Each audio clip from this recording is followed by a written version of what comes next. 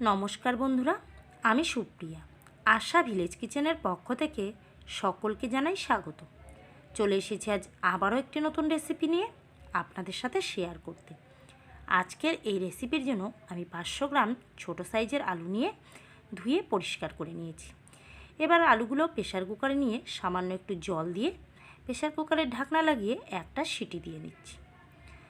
আলুগুলো সিটি দিয়ে নেওয়ার পরে দেখুন খুব সুন্দর সিদ্ধ হয়ে গেছে, আবার খুব বেশি নরম হয়ে যায়নি। এবার সমস্ত আলুগুলোর খোসা ছাড়িয়ে নেব। আমি কিন্তু আলুগুলোতে একটা সিটি দিয়েছি, বেশি সিটি দিলে আলুগুলো বেশি নরম হয়ে যাবে। তো দেখুন সমস্ত আলুগুলো এইভাবে খোসা ছাড়িয়ে নিয়ে এবার একটা একটা করে আলু নিয়ে আমি একটা কাঠি দিয়ে 3 থেকে 4টে করে আলুগুলোতে ছিদ্র করে নিচ্ছি, যাতে এর ভিতরে তেল, মশলা, লবণ সব কিছুই ঢুকে যায় এবং খেতেও ভালো লাগে। বন্ধুরা, আলুর দম কিন্তু আমরা প্রায় সকলেই খেয়ে থাকি, তবে আজ আমি খুব সহজ পদ্ধতিতে এবং ঘরোয়াভাবে ছোট আলুর দমের রেসিপি আপনাদের সাথে শেয়ার করতে চলে এসেছি।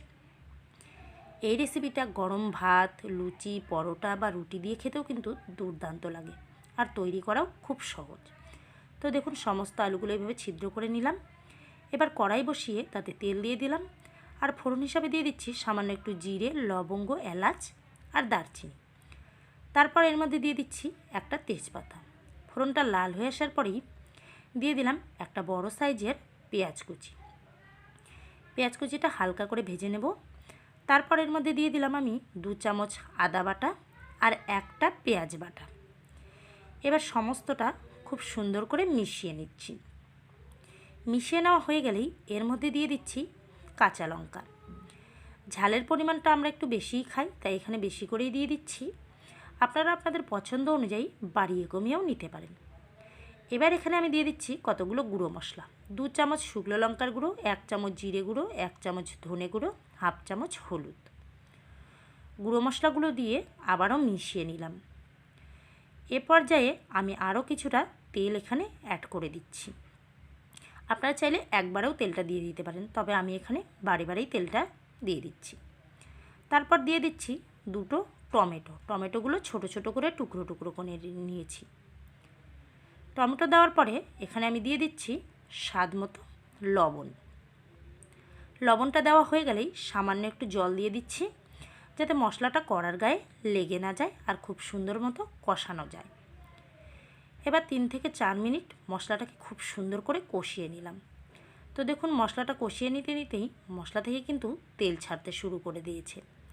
এ পর্যায়ে আমি এখানে দিয়ে দিচ্ছি সেই সিদ্ধ করে খোসা ছাড়িয়ে রাখা আলুগুলো।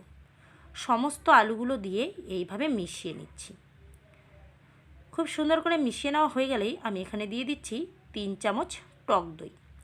আমি এখানে 3 টেবিল চামচ টক দই নিয়ে ফেটিয়ে নিয়েছি। দইটাকে কিন্তু ফেটিয়ে নেওয়ার চেষ্টা করবেন, তা না হলে দইটা ছানা কেটে যেতে পারে এই অবস্থায় দিয়ে দিলে। দই দিয়ে এবার এই আলু সহ মশলা বেশ কিছু সময় একটু কষিয়ে নিলাম। তারপর দিয়ে দিলাম ঝোলের জন্য জল।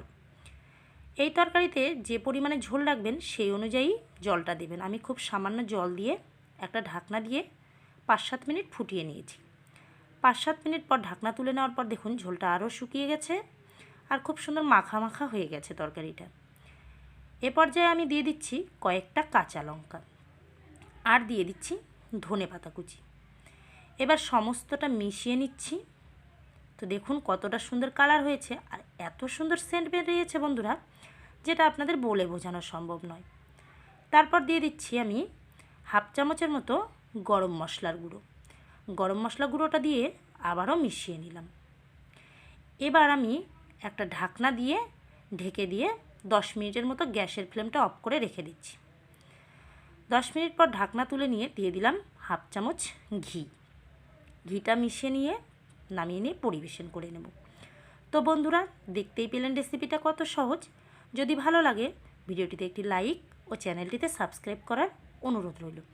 আর যদি এই ভিডিওটি আপনারা ফেসবুক পেজ থেকে দেখে থাকেন, সেক্ষেত্রে পেজটিকে ফলো করে পাশে থাকার অনুরোধ রইল আরও অন্যান্য রেসিপি পেতে।